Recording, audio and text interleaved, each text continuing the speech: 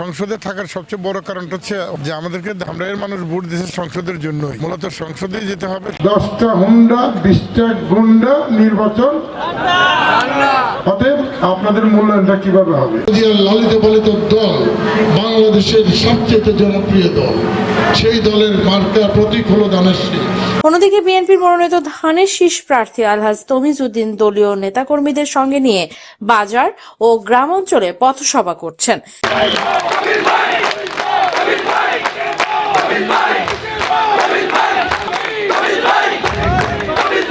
আমাদের প্রিয় নেতা ভারপ্রাপ্ত চেয়ারম্যান জনাব তারেক রহমান সাহেব আছেন, নীতি নির্ধারক ফোরামের স্থায়ী কমিটির সম্মানিত নেতৃবৃন্দ আছেন, তারা সিদ্ধান্ত নেবেন।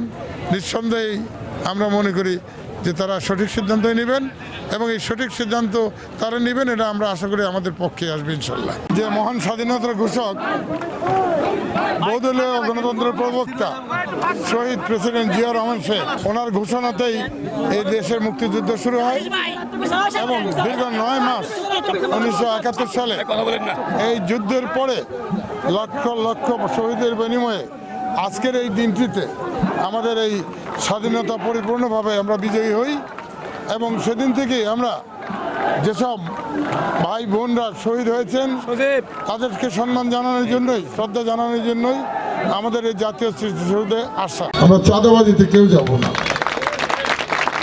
এই বাস স্ট্যান্ডে নিয়ে অনেক বিতর্ক। আমাদের নেতা তারেক রহমান সাহেব এবার কিন্তু দুর্নীতির বিরুদ্ধে সে অত্যন্ত সোচ্চার। আগেই বলেছে কোনো চাঁদাবাজ সন্ত্রাস এদেরকে কোনোভাবেই আমাদের দলে আশ্রয় প্রশ্রয় হবে না। আমি আপনাদেরকে সতর্ক করে দিতে চাই, এই পরিচ্ছন্ন দলটির মধ্যে কেউ কোনোভাবেই কোনো রকম দলের বদনাম হবে এমন নোংরামির সাথে দয়া করে জড়াবেন না। সেই 71-এর মুক্তিযুদ্ধে কিন্তু আমি পার্টিসিপেট করেছি, আমি ছিলাম, সবসময় ছিলাম। সে লম্বা কথা একসময়তে বলা যাবে। ধামরাই থেকে অর্থাৎ নির্বাচনী এলাকা ঢাকা 20, আমার বাড়ি, আমার জন্ম, আমাদের সকলেরই জন্ম এই ধামরাইতে। আমরা শুরু করতে চাই সবাইকে নিয়ে। এই ধামরাই থেকেই আসুন, জনকল্যাণে আমরা কাজ করি।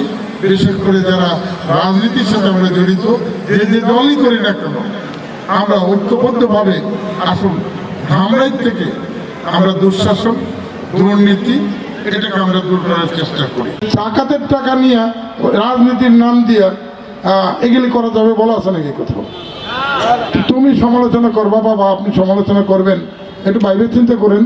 সরকার একটা গরিব দেশ, কখন আমরা পাবো জানি, সত্য ভিক্ষা করে না। আমরা যদি সব মিলে এখন তোমার এই কুল্লাটারের আজকে থেকে আরম্ভ করো যে কুল্লা গ্রামে কোনো মাদক থাকবে না, গ্রামে কোনো মাদক থাকবে না। মাটি কাটা তোমাকে কুলায় ভরা পাইরো, নাহলে একদিন দিনের বেলা আমার যাওয়ার জন্য দিনের বেলা যাবো, ওরে সাক্ষী দিবা, প্রমাণ দিবা, পরে আমি থেকে বাইরে দিব। তুই আর আমি যদি 5 বছর থাকি, আল্লাহ রসুল তুই আর এই দামটাই আসছি, আমার নির্বাচনী এলাকায় আসছি। আপনারা জানেন যে একটা ফ্যাসিস্ট সরকার আমাদের উপর ভর করে বসে ছিল, অর্থাৎ শেখ হাসিনার সরকার।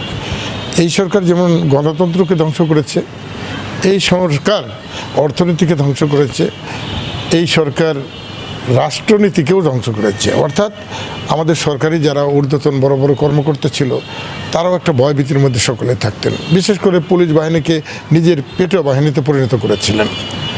ছাত্র ছাত্রীদের মধ্যে শৃঙ্খলা বলে কিছুই ছিল না। শিক্ষকরা সকল সময় ভয়ভীতির মধ্যে বসবাস করতেন যে স্থানীয় এমপি মহোদয় কী বলেন তারপরেই নির্ভর করতেন। অতএব যেহেতু একটা দলই ক্ষমতায় ছিল, অবৈধভাবেই ছিল, ভোটবিহীন অবস্থায় ছিল, অতএব সেই এমপি মহোদয়কে খুশি করতে গিয়েই এই শিক্ষা ব্যবস্থাটাও যেমনি গণতন্ত্রকে হরণ করেছে, শিক্ষা ব্যবস্থাটাকে ধ্বংস করে ফেলেছিল। 1 মাস 20 দিন সংসদ গেল, সেই সকাল থেকে রাত্রে 9টা-10টা আপনারা দেখেছেন, একদম সময় দিতে পারিনি আমরা। আজকে সারা পৃথিবীব্যাপী আন্তর্জাতিক মে দিবস মানে শ্রম দিবস। আমরা সেই সব শ্রমিকদেরকে শ্রদ্ধার সাথে স্মরণ করি যারা অক্লান্ত পরিশ্রম করে অনেকের জীবনের হাজার হাজার শ্রমিকের জীবনের বিনিময়ে এই 8 ঘন্টা কাজের একটা রেওয়াজ চালু করেছে সারা পৃথিবীতে। ধামরাই তো একটা ইউনিট উনি করেছেন এবং এখানে আমাদের অনেক ভালো ভালো ছেলে মেয়েদেরকে নিয়ে মোটামুটি আমি সবাইকে চিনি। প্রতিপক্ষ থাকবে রাজনীতিতে, কিন্তু এই ধরনের নোংরামি যারা করে তাদের কিন্তু প্রতিপক্ষ বাবা কোনোভাবেই ঠিক হবে না। এই 1433 সালে বাংলার নববর্ষের প্রথম দিন থেকেই আমরা শুরু করতে চাই। পয়লা বৈশাখটা আমরা আনন্দ উদযাপন করি এই কারণেই ঐতিহ্যের সাথে জড়িত। আমরা বাংলাদেশি, সেই হিসাবে আমাদের বাংলাদেশি মানুষের এটা একটা কালচারে পরিণত হয়েছে যে আমরা পয়লা বৈশাখটা আমরা আনন্দ উদযাপন করি এই কারণেই যে প্রতি বছরের প্রতিটি দিন যেন আমরা খুব শান্তিতে সুখে থাকতে পারি, এটা আমাদের প্রত্যাশা থাকে। সৃষ্টিকর্তার কাছে আমাদের প্রার্থনাও এটাই থাকে।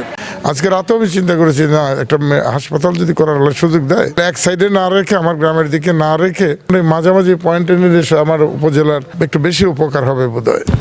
এটা চলমান প্রক্রিয়া একটা দেশের। এই যে ইউনিয়ন পরিষদটা জরাজীর্ণ দীর্ঘদিন ধরে পড়ে আছে, আপনারা জানতে চাচ্ছেন এটার কাজ শুরু হবে কবে থেকে? কাজ তো আজকে থেকেই শুরু, অর্থাৎ এই বিল্ডিংয়ের কাজ আজকে থেকেই শুরু। টেন্ডার হয়েছে, কন্ট্রাক্টর কাজ পেয়েছে, আমরা আজকে শুরু করে দিয়ে গেলাম। এটা দ্রুত হয়ে যাবে আশা করি। এবং আমার যে ইয়েনু মহোদয়, সম্মানিত ইয়েনু মহোদয় আমার পাশে আছেন, ওনার কাছে আমরা যেটা জেনেছি এবং সেটা হলো যে ধারাবাহিকভাবে আমাদের আরও কয়েকটি ইউনিয়ন পরিষদ যেগুলো বিল্ডিং আগে হয়নি, সরকারি ভবন হয়নি, সেগুলো এখন হওয়ার পর্যায়ে আছে। দেশবাসীর জন্য আপনার কী বার্তা? ধন্যবাদ আপনাকে। এবং ইতিমধ্যে আপনারা দেখেছেন যে ধামরাইতে সে অবৈধ মাটি কাটা বহুলাংশেই কমে গেছে। এটাই আমরা প্রথম চেষ্টা করছি। আইন শৃঙ্খলার মধ্যে আবার ঘুরে ফিরে আসতে হয় সেই মাদক। এই মাদককে নির্মূল করতে হলে সকলের সহযোগিতা প্রয়োজন। আইন শৃঙ্খলা রক্ষাকারী বাহিনী যেমন আছে এবং তারই পাশে আমাদের সকলকে ঐক্যবদ্ধ থেকে এটা আমাদের ধামরাই থেকে বিতাড়িত আমাদের করবো ইনশাল্লাহ। একটা সুখের শান্তির ধামরাই আমরা ফিরিয়ে আনার প্রত্যাশা করছি।